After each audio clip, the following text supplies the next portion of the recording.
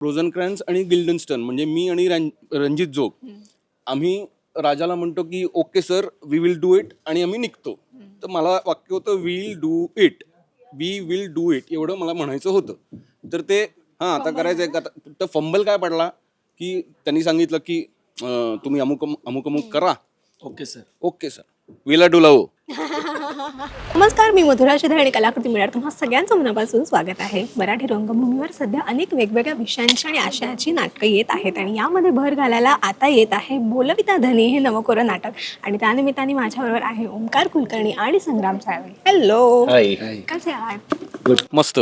कशी चालू आहे रिहर्सल? जोरदार. रिहर्सल जोरदार चालू आहे आणि म्हणजे आता हे क्लिशे झालंय की मजा येते पण आम्हाला खरंच मजा येते. नाही, म्हणून मी कसं वाटतंय हे विचारलं नाही. रिहर्सल कशी चालू आहे रिहर्सल जोरदार चालू आहे आणि योग्य ज्या काही गोष्टी आपल्याला करायच्या आहेत अचीव प्रत्येक दिवशी त्याप्रमाणे प्रवास चालू आहे. त्यावेळेस दणदणीत प्रयोग करायचा या झोनमध्ये आहेत सगळे शिरलेले वाजणार प्रयोग. कशी चालू आहे विचारण्यामागचं कारण हे होतं कारण का आता मी 2 सीन पाहिले नाटकामधले, इतके कमाल झालेत ते. म्हणजे ते पाहताना असं वाटलं की तुम्हाला किती मजा येत असेल ते परफॉर्म करताना. म्हणजे आता मी सांगू नाही शकत जास्त काही, पण जे काही आम्ही पाहिलं ते बघताना असं वाटलं की ते काम नाही, ते तुम्ही खूप एन्जॉय करताय करताना. त्याच्यामुळे त्यात मजा येणं हे खरंच खूप स्वाभाविक. एक तर मला असं वाटतं आता ऋषिकेश जोशी सरांबरोबर आता हा माझा दुसरा एक्सपिरियन्स आहे कारण याच्या आधी मी संन्यस्त खडग त्यांच्याबरोबर केलं. त्यांच्या प्रत्येक नाटकामध्ये मजा हा बाय डिफॉल्ट झोन असतो.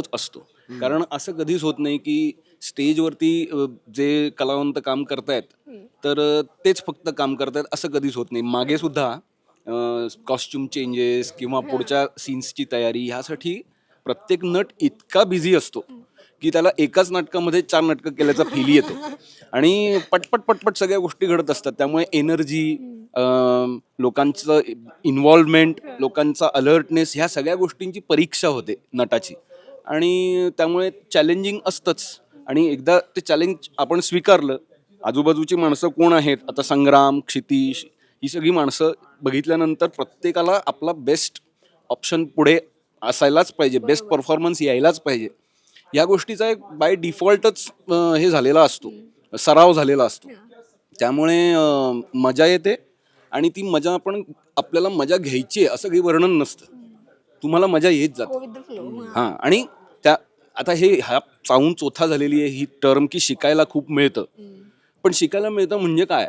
एक्झॅक्टली. तर आपण एकमेकांना ऑब्झर्व करत असतो ना की कोण काय कसं करतं. हे कालची जी काही परिस्थिती होती त्याच्यापेक्षा आज परिस्थिती कशी बदलली आहे, कोण किती पुढे आलेला आहे ते आपल्याला दिसत असतं आणि मग त्याच्यातनं कळत जातं की कोण कोण काय काय कशा पद्धतीने ग्रो करतंय. त्याच्यात मजा आहे खरं तर. पण असं काय म्हटलं जातं एखाद्या कलाकृतीसाठी कलाकारात खूप मेहनत घ्यावी लागते. मला वाटतं संग्रामच्या आवाजातून ती मेहनत कळते की किती मेहनत घेतली. काय साधारण आवाज हा कशाने, म्हणजे रिहर्सल करून बोलूनच गेलाय? नाही, त्यामुळे नाही. May be Viral. Actually viral झालं, सर्दी झाली आणि मग घसा गेला. कारण का आवडीचं काम करताना घसा बसेल असं नाही होत. पण कारण का इतके टाइम खूप वेळ झाला आता आम्ही रिहर्सल करतोय तर कधीही असं घसा बसलाय किंवा काय झालं असं नाही झालं. तर गेले कालपासून ऍक्च्युली एकच दिवस झालाय, नुकतंच आलंय माझ्याकडे हे. सो तसं झालंय. पण मला ह्याच्यावर फोकस न करता ह्याच्यावर कामावर फोकस ते आहे. दिसलं सुद्धा मगाशी, म्हणजे आवाज बसून सुद्धा त्यांनी जी काय मस्त तिकडे केलेली आहे रिहर्सल, सगळे डायलॉग आणि व्यवस्थित ऐकायला पण येत होतं. हा, मलाच कळलं नाही आवाज कुठून आला. पण आला. हा खरा नाटक वेडा कलाकार आहे. पण मगाशी जसं दाखवलं सीन्समध्ये, मी खरं तर सीन विषयी फार काही उलगडणार नाहीये, पण मी त्याचा रेफरन्स घेऊन बोलेन की त्याच्यामध्ये असं सांगतोयस तू त्यांना की चला आता सुरू करा किंवा हे ते. तुम्ही नाटक आधी केलं असणार आहे किंवा कोणतीही पहिली कलाकृती ज्यावेळेस तुम्ही केली रंगभूमीवर त्यावेळेला असं तुम्ही कोणासमोर उभं राहून एक परफॉर्म केलेला आहे आणि त्यावेळेस तुम्हाला थोडंसं दडपण आलेलं? दडपण किंवा त्या दडपणामुळे तुम्ही मध्येच फंबल झालात किंवा विसरलात असं झालंय काही? किस्सा आहे काही? माझं झालंय. नाटकासाठी नाही, मी एका सिरियलच्या ऑडिशनला गेलो होतो आणि आम्हाला बोलवलं. आम्ही एका घराच्या तिकडे म्हणजे मी माझ्या एका घरा तिकडे थांबलो, तिकडे डोरबेल वाजवली, मी तोच ॲड्रेस दिला होता. तर दार उघडला, म्हटलं ऑडिशन, बोला हो तुम्ही त्या समोरच्या फ्लॅटमध्ये बसा. म्हटलं बरं. मी बसलो आणि माझ्यासाठी ते नवीन सगळंच पहिल्यांदा मराठीमध्ये मी पहिल्यांदा देत होतो. देवयानीचं बाकी होतं का हिंदी हे? नाही, त्याच्या पण खूप आधी. अच्छा. मी थिएटर केलं, हिंदी थिएटर करून झालं होतं माझं. मराठीमध्ये मला करायचं होतं. मी गेलो, ऑडिशन स्क्रिप्ट दिली, मी वाचलं सगळं झालं आणि परत त्याच घरात बोलवलं की कॅमेऱ्यासमोर आता परफॉर्म करायचं आहे. मी आपला हां रेडी आहे तू, हां रेडी आहे तू म्हटल्यावर असं मी समोर बघितलं तर समोर महेश कोठारे बसले होते. मग आता काय बोलू काय मी, मग सगळंच हल्लं माझं, जे पाठ केलंय सगळं झालंय. तर ते झालं, ते बोलले ठीक आहे काय हरकत नाही. फंबल झाले, 4 फंबल 10 फंबल कसं बसं मी कंप्लीट केली. ते मग नंतर मी बाहेर गेलो, ते आले, काय रे तू असं का झालंस, काय झालं, पाठ नाही. म्हटलं नाही सर सगळं पाठ होतं, तुम्ही अचानक समोर आला. सो नाही माझा असा किस्सा म्हणजे दडपण येऊ नये यासाठी इतकी तालीम करायची की आपण ऑटो मोडवरच ज्याचं दडपण येतं त्याच्यासमोर आपल्याला त्या झोनमध्ये जायचंच नाहीये की आता दडपण येणार आहे. त्यामुळे तो माझा डिफॉल्ट हे आहे, मोड आहे की तालीम करा. पण असं खूप म्हणजे खूप काळापूर्वी आविष्कारमध्ये चेतन दातार च्या बरोबरीनं म्हणजे त्याच्या शिबिरामध्ये काम करत होतो आणि असा मजेदार गमतीदार किस्सा असा काही नाही. पण त्यांनी मला एकदा असं म्हटलं होतं की म्हणजे मी परफॉर्म केलं आणि मी आलो आणि त्यांनी सांगितलं की साधारणपणे लोकांचं लक्ष परफॉर्मरकडे असतं, ह्याचं दडपण घेऊ नकोस की आपल्याकडे लोक बघतायत का नाही बघतायत आणि प्रत्येकाला जाऊन सांगायलाच पाहिजे, असं काही नाही. तू तुझं काम कर आणि तेवढंच. म्हणजे बाकी असं परफॉर्म करत असताना कुठे दडपण आलं आणि फंबल झालं असं नाही झालं.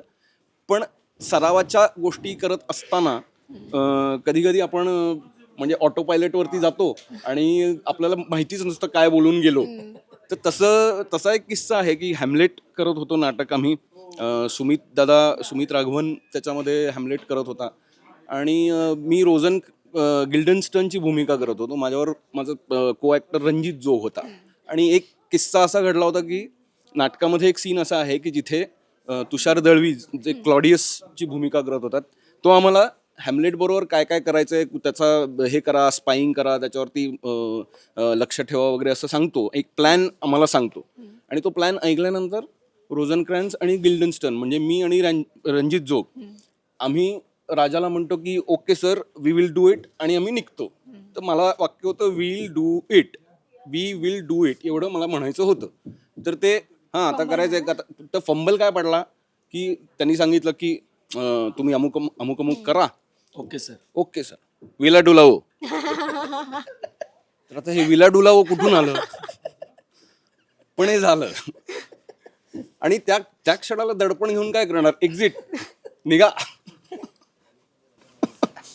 बरं पण ना हे जे असं आहे ना, तर हे कधी कधी ना जेव्हा सिरियल किंवा ह्याच्यामध्ये असे काही डायलॉग्स येतात की म्हणजे नाटक, सिनेमा, मालिका कोणत्याही ह्याच्यामध्ये असे डायलॉग्स की जे वाचतात आणि ते आपण खऱ्या आयुष्यामध्ये नाही वापरू शकत. म्हणजे खूपच ते एकदमच टिपिकल नाही म्हणू शकत, पण काही असे पुस्तकी असतात ते की ते फक्त तिथेच छान वाटतात, ते खऱ्या आयुष्यामध्ये नाही वापरू शकत. असा तुमचा एखादा डायलॉग आहे का की जो तुम्ही काम करताना वापरलेला पण तो अचानक एकदम स्पॉन्टेनियसली खऱ्या आयुष्यात कोणाला तरी मारलात तुम्ही? तसा आहे. संन्यस्तचीच हे सांगायची तर त्याच्यामध्ये माझा एक शिष्य असतो कौंडिण्य नावाचा आणि नाटकाची सुरुवातच तिथून होते की तो शिष्य गौतम बुद्धांच्या बरोबरीनं चालला आहे आणि वनामध्ये काही मला वाटतं 2 नर्तकी गाणं गात नाच करत तिकडनं चाललेले असतात आणि बुद्धांचं लक्ष जातं आणि त्यांना काहीतरी आठवतं की म्हणजे त्यांच्या साधनेमध्ये त्यांच्या समाधीमध्ये त्यांना तात्विक काहीतरी बोध झालेला आहे आणि तो ते त्या शिष्याला वर्णन करून सांगतात आणि त्याच्यातनं एक गोष्ट म्हणजे पुढे काय होणार आहे ते आपल्याला कळत जातं, ती गोष्ट पुढे जाते. तर त्यात एक असं वाक्य आहे की कौंडिण्य थांबा मला रिकलेक्ट करू दे. देहदंडनाचे अनेक अद्भुत प्रकार आहेत. उदाहरणार्थ केशी लोक म्हणजे अंगावर एकही केस राहू द्यायचा नाही असे त्यांचे व्रत. अंगावरचा एकही केस कापायचा नाही असे त्यांचे व्रत. त्या उलट केशलुंचक लोक म्हणजे अंगावरचा एकही केस राहू द्यायचा नाही असे त्यांचे व्रत. कोणी जन्मभर हात वर करून उभे राहतील तर कोणी जन्मभर हात वर करायचेच नाहीत असे व्रत पाळतील. तर हे जे आहे असे अनेक वर्णनांचे जे प्रकार आहेत. तर जेव्हा जेव्हा आम्ही तालमीमध्ये कुठे नाश्त्याला बसलो किंवा आणखीन काही करायला बसलो तर तिथे नेहमी देहदंडनाचे व्रत करायचे आहे बरं का, आता देहपीडनाचे व्रत सुरू करायचे आहे, उपास तपासांचे व्रत सुरू करायचे आहे, असे त्याच्यामध्ये रेफरन्सेस निघत गेले. संग्राम, माझा एक डायलॉग तर तुम्हाला माहितच आहे. तो सोडून सांग. आता तोच आहे. तो खुशबूला म्हटलाच तो असेल. खुशबूला म्हटलं आणि आमचं लग्न झालं. खरंच हा म्हणजे दुसऱ्या कोणाला मारलं असतं तर तिने मारलं असतं, तिने नाही मारलं. पण डायलॉग होते तो सोडून असं कोणी असं आपण म्हणून की हा आता फेकून मारतोच हा डायलॉग असं केलंय कधी? हा ते सरस्वती मधला होता. तुम्ही बोलायचं आणि आम्ही ऐकायचं. आपण घरीच म्हणलेलं आहे का? एक मला आठवतंय म्हणजे अशाच गमतीचा भाग त्याच्यामध्ये आहे की संन्यस्तच्या याच्यामध्ये विक्रमसिंह शस्त्र उचलतो आणि जो ऑलरेडी भिक्खू झालेला आहे तो मनुष्य शस्त्र उचलतो आणि युद्धात लढायला जातो. तर तिथे माझं वाक्य असं होतं की संन्यास धर्माच्या आणि भिक्षू धर्माच्या हे सर्वस्वी विरुद्ध आहे, याहून मी काहीच सांगू इच्छित नाही. तर कोणतीही मनाविरुद्ध गोष्ट घडली, कोणी को ऍक्टर आला की अरे मला हे अमुक करायचंय, तर संन्यास धर्माच्या आणि भिक्षू धर्माच्या हे सर्वस्वी विरुद्ध आहे, याहून मी काहीच सांगू इच्छित नाही. मग ते अभिनय धर्माच्या हे सर्वस्वी विरुद्ध आहे.